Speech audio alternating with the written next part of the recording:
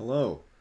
So this is the week 5 recap of my data job hunt, which includes days 29 through 35. So, well, first of all, I'm just saying this is the first week I'm using a slideshow instead of on the whiteboard. And I'm gonna try to be using this from here on out because I feel like I can present a lot more information, quickly and whatnot, and more detailed information, as well as having more structure too. So, first thing is my day to day slash the overall summary. This basically just is comprised of the tasks I completed each day. As you can see here, day 29, day 32, and day 34, I did nothing. Days 29 and days 34 were days off. Day 32 is a short day, which basically just means half a day. This happens when I've got something scheduled for the first half of the day, which was watching my mom's dissertation defense. I plan to do some work later in the day, but I am not doing it, so that's why it's at 0. And I also got the total time spent each day, which is up from the past few weeks, so that's looking good so far. I may actually take out the tasks completed for this slide because you'll see in the future this is a little bit redundant. So next slide, we've got the total time spent in the week, which was 535 minutes. Spent 220 on job app optimization and networking, which is just like updating my resume, my LinkedIn, and how to update resumes and stuff like that. I also worked on documentation and work efficiency.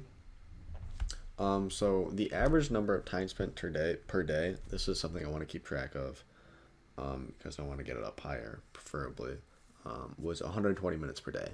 Now, if you look at this, 535 divided by 7 is not 120. This is because vacation days or days off count as 0 days, and short days I count as half a day. So 535 divided by 4.5 is about 119. So round it up because that 1 minute doesn't really matter. In terms of what I'm measuring here, I'm not measuring to the nearest 1. I'm doing it to the nearest 5 minutes. So that's how I'll be rounding. I may in the future include this under work efficiency and scheduling instead of just overall summary, because I feel like this is kind of the more of the vibe I'm getting in terms of the amount of time I worked. So first sub goal I want to go over, as you can see, is my value as an employee. Didn't work any time, so I did nothing. All right, next part, job app optimization and networking. This is the majority of time. This is the task I spent the majority of time doing. One of them I did was creating a process for including transferable skills on a resume. Here I made a YouTube video on that, describing it. The YouTube video was 14 minutes, and I feel like I could have explained it in 3. I think part of that was me using the whiteboard, as well as having to write stuff on the whiteboard as I go along. So that's something I wanna look into in the future, is how to do that more efficiently, because 14 minutes for what I'm describing, I don't think it's very engaging. And then I also spent 2 hours updating my resume and my LinkedIn. So here is a little progress update of my resume. Kind of want to go over what I did. So here's my resume as of the end of May, right after I graduated, before looking into any resume advice. So the updates I made here were based on my dad. He contacted his friend Duncan. Great guy. Sent me lots of information I could improve on my resume. So this is how I decided to make these modifications. Apart from the cardamom research project, taking that off, that was my decision. But so first removal I made here is the libraries used in my optoelectronics internship. The reason I excluded that is because I don't want to include neutral information on a resume. The reason being, I don't know if I want to get into it. I don't want to make this video too long, but I guess we'll do it shortly. HR person spends very little time on a resume. So if they're looking at neutral information, that's taken away from the positive things because they're spending time on neutral as opposed to the positive. Yeah, that's the short gist of it.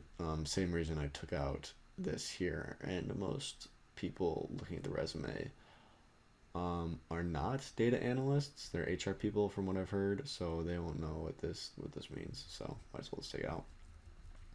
Third, I took out the Cardamom Research Project. I did that for two reasons. One, because I wanted to add a statement of intent, and two, personally, I feel like I had just come onto the project. The other person on the project had been there for a bit. And I don't feel like I really got like a lot out of it, if you know what I mean. So I don't feel like this is as substantial. But the trip to Guatemala was very insightful. Other than that, I did learn some engineering stuff, but I don't think it's enough to include it on the resume. I think it's better to have a statement of intent on there. So here's the next slide, which is my new resume. The blue pen color, I guess, indicates what I added. Didn't go over this. So the things I added: statement of intent, soft skills to my skills section because I only have one soft skill. Previously, I also separated the soft skills and the hard skills. I also added transferable skills to the job descriptions, and 4, I added my citizenship because some companies don't. I mean, so they know I don't need a visa, which makes it easier for them. So here I added my statement of intent. I don't think it's that great because I don't think my hard skills are up to par for the rest of the job pool, or like the applicant pool. So, but it is what it is. Got to put what I have now. I think it's better to start like this and have nothing. Small modification I made was change spreadsheets to skillful. Although I do feel I'm very experienced in spreadsheets, that's in the context that I'm using it, not necessarily for data analysis. So I think I bumped it down one. I also added these soft skills here: leadership, communication, and time management.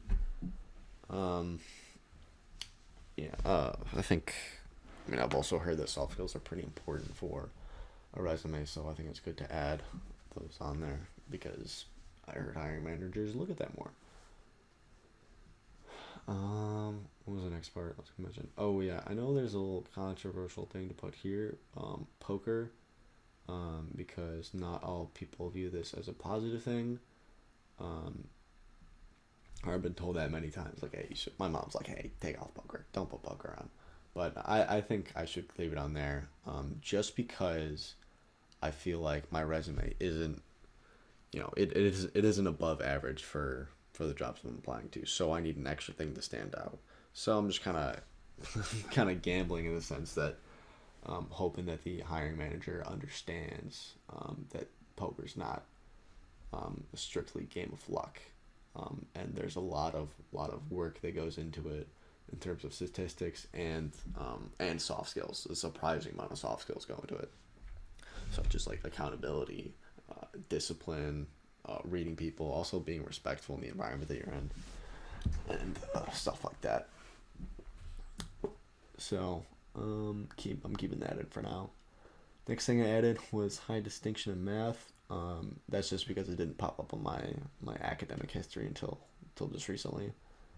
And then also, here, change all of these job descriptions to include transferable skills such as leadership and task delegation. Also added responsible for instead of just listing the task. Financial planning and management skills here. Conflict management, and then time management and organizational skills. All right.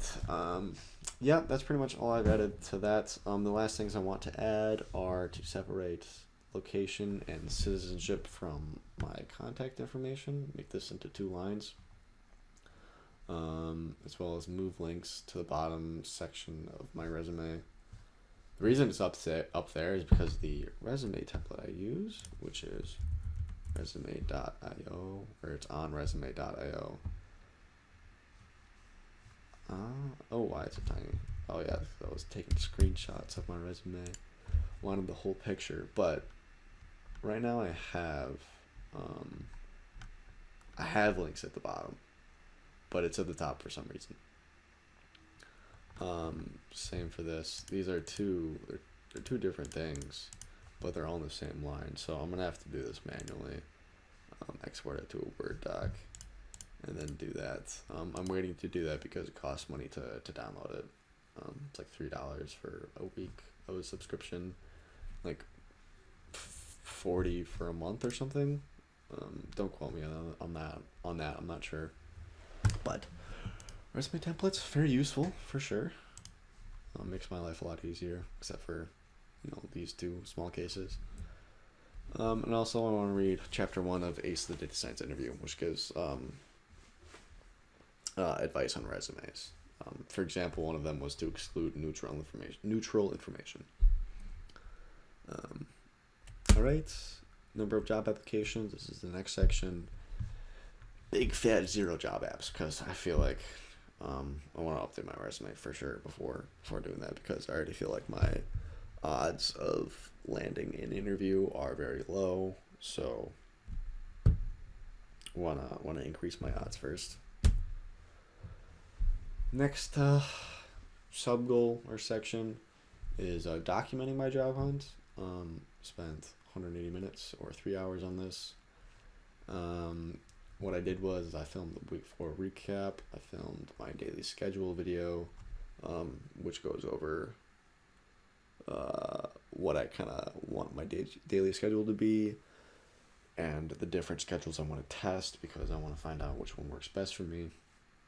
Because previously I was just waking up whenever and then eating at 12:45, pretty much every day, but I was not getting a lot of work done when that happened, typically because I was waking up pretty late. So it's been working so far. It is up a bit. My work rate is up a bit. 3, I also filmed the transferable skills on a resume video, which you saw previously. And then I also added types of schedules and schedules to my daily log, which I will show now. No, I have not shown this yet. So this is what it looks like. Got the date, I got the day number, and then a bunch of information about the day. I do want to combine these two from vacation and schedule type. Schedule type is kind of the thing I was operating on.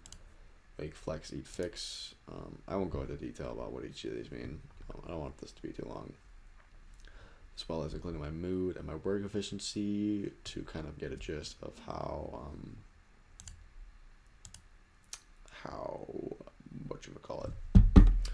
how good the schedule is.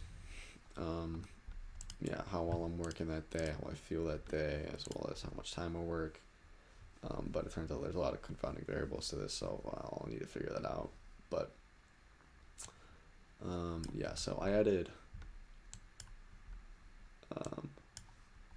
these 3 sections to my work log. I also separated each of the, initially I just had a list of tasks that I would just write over here, but now I separated them into each of the categories, as well as the time I spent on each category.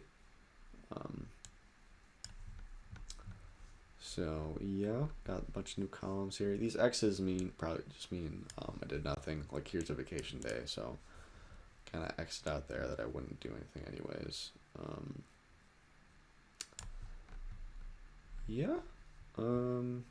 Here's the time spent on each thing, and then here's the total time. It'll sum like time spent on. Oops. That was on a different sheet.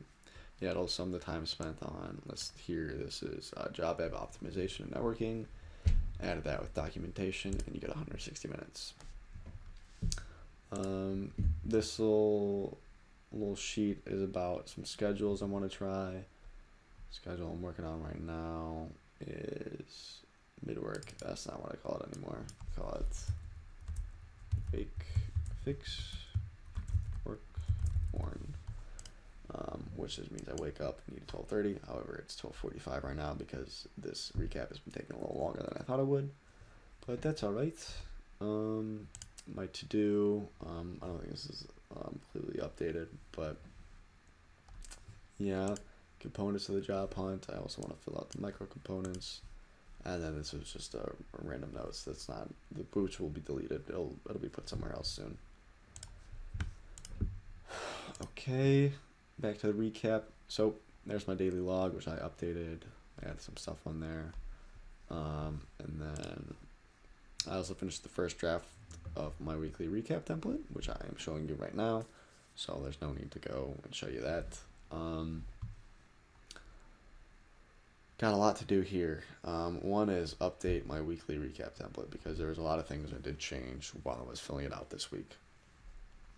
And number two, I want to think about changes for my daily log because my method for ranking the schedules, it's missing a lot of confounding variables, such as exercise and socialization and weather and stuff like that. I'm not going to include weather. That's not big enough, but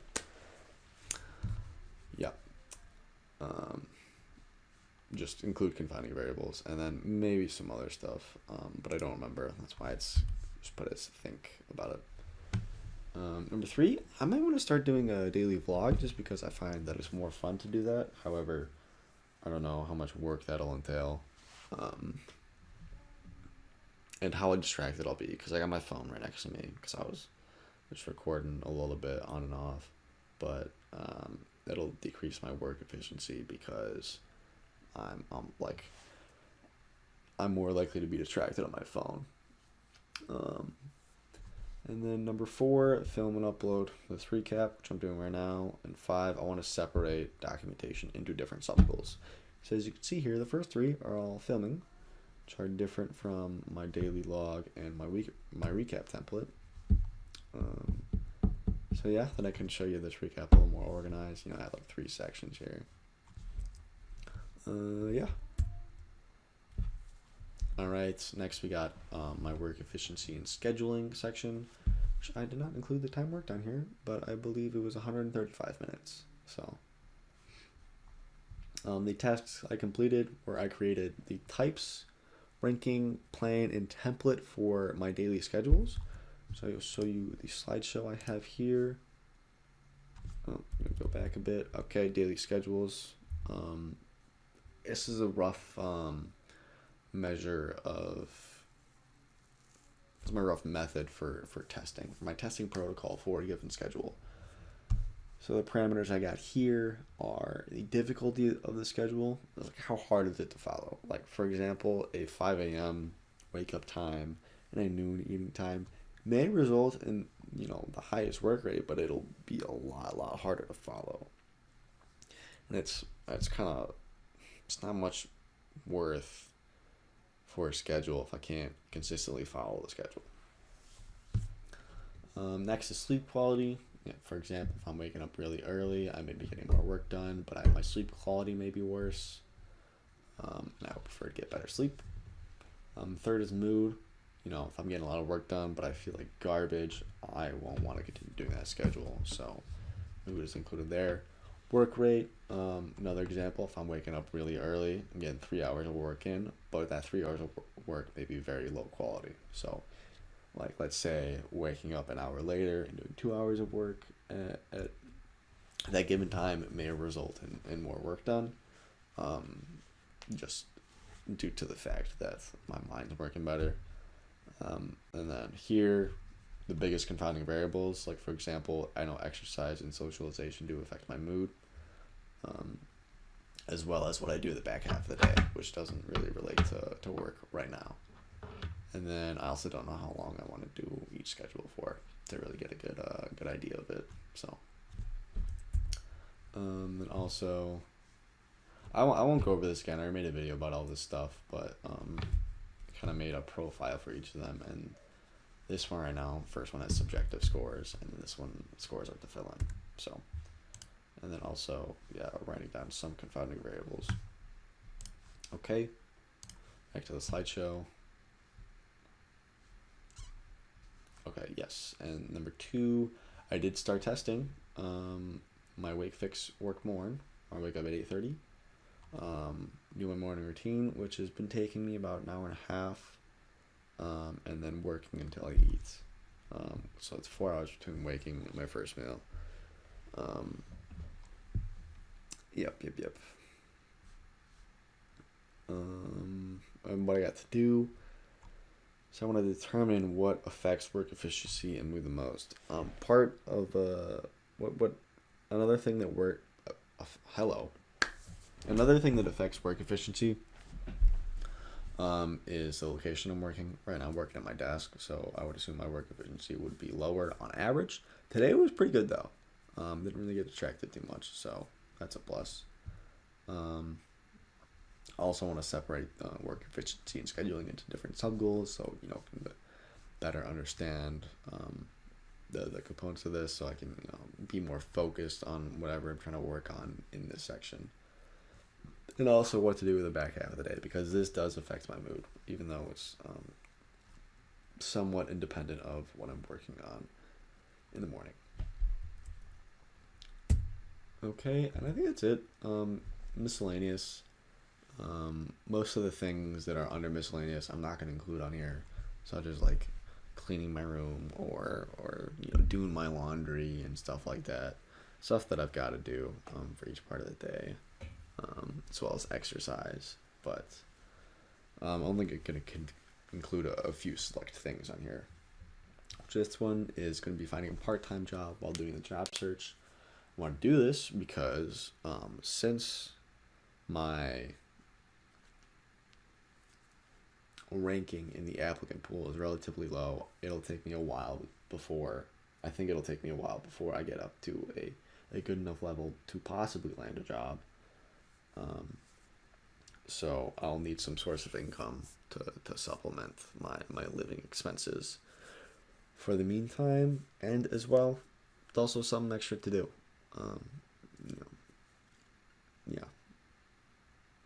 It'll offer me a chance to get out of the house every once in a while, talk with people, depending on what job I get. Be going for an ice rink job because I've got the most experience in that, and I think it'll be the easiest to get, and I like the environment as well. So, yeah, that is the end of my Week 5 recap. I didn't make an ending slide. I think it'd be neat to do in the future. But, yeah, so this is the end of my Week 5 recap. I don't know if I should be looking at the slideshow or be looking at the camera while I'm doing this. Looking at the camera, it just kind of feels odd, but I don't know if it's a better viewing experience for the viewer. So, well, anyways, I'll see you next week.